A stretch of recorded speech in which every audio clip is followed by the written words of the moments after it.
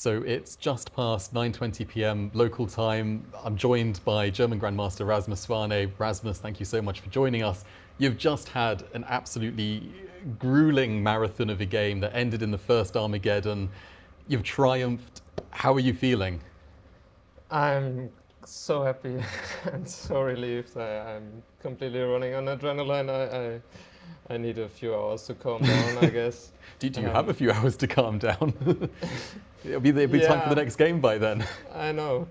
At least I think tomorrow I'll get white, so I won't be under as much pressure as we both were in our games today in the tiebreaks. It was insane that white won the last 7 games. Somehow we just couldn't manage to hold a draw with black. And was that actually one of the motivations for why you wanted to have white going into the Armageddon? Because, both of you as white in the tiebreaks, yeah, as you say, for several games had both been winning. Was that one of the motivations to choose white? Yeah,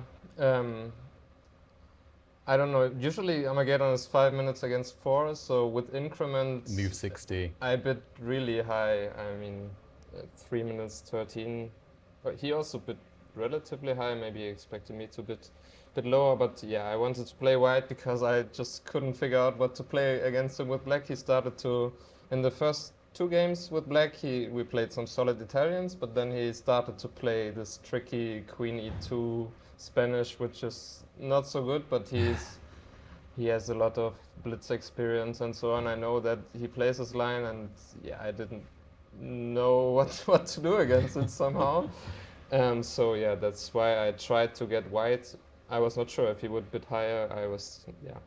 But yeah, I got white, and unfortunately he played into my blitz repertoire now. With the C5 is not so great with this bishop e3, bishop d4, bishop c3. I was immediately completely winning after the opening, and then I managed to mess it all up again. And I thought I will make a draw now again, and I will kick myself if I don't win this. But yeah, luckily he continued to make mistakes. I guess we're both completely tired. I mean, you must be exhausted. Yeah. Like both of you must be absolutely exhausted. Judging from the last game, yes. Yeah. I mean, it's so interesting as well because the classical games, and I think also the first rapid games, were very solid. You had very solid draws in all of those.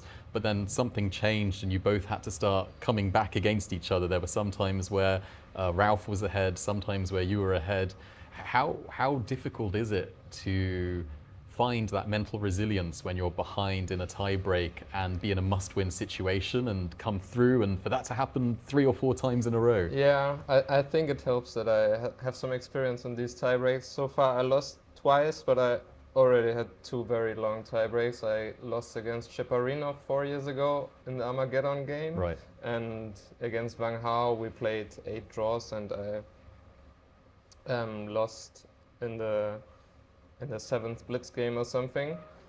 And yeah, also I think it helps that against Cheparinov I won the first classical game, and then I thought, back then I was a bit naive, and I thought, okay, I have very good chances to move on now. But of course he beat me with white in the next game, so since then I know that you win 1 game in these 2-game matches, it doesn't mean too much. Don't get complacent. It's very easy to lose the next game. It's just a normal result, and yeah. But yeah, it was of course crazy that I also came back one time. I thought it didn't feel too good when I was down, but somehow I managed to win that game as well. I was actually discussing this earlier with International Master Tish Balakur, who's my co-interviewer here, and we were discussing this concept of, how in football 2-1 is the most dangerous lead, and similarly here, you can't get complacent with just having the 1 victory. You need to make sure to then get it in the second as well. So you think there is truth in that? Yeah, for sure. Yeah. I mean okay. And, between the rounds, between the games, were you able to talk to anyone? Potentially was anyone helping you or giving you any ideas or anything?